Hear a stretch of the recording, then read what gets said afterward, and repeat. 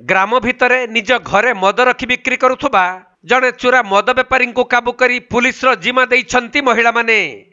तेबे ग्राम भितरे मद रखी बिक्री न करिबाकू ग्रामवासी माने चोरा बेपारी को बारंबार कहिथिले, किंतु से कहा कथा को खातिर न करी बेधड़क भावरे चोरा देशी और विदेशी मद को बिक्री करुथिले।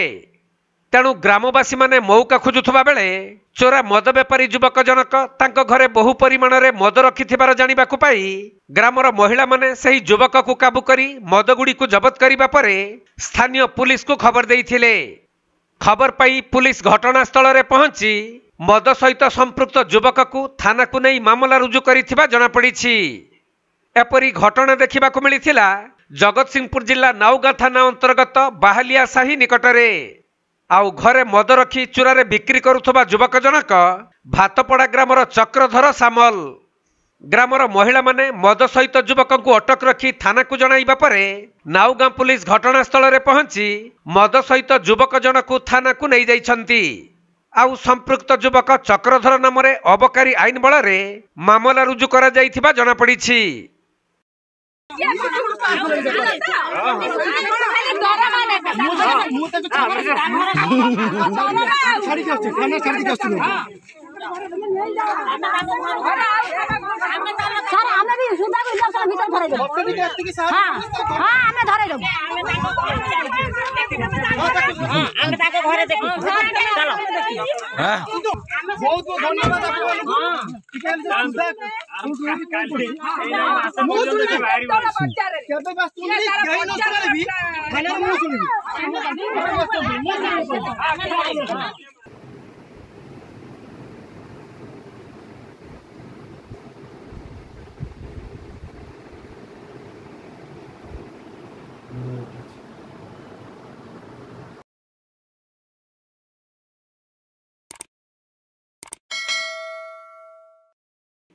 जगतसिंहपुर जिल्लारू वैष्णव राउळଙ୍କ रिपोर्ट कोणार्क लाइव।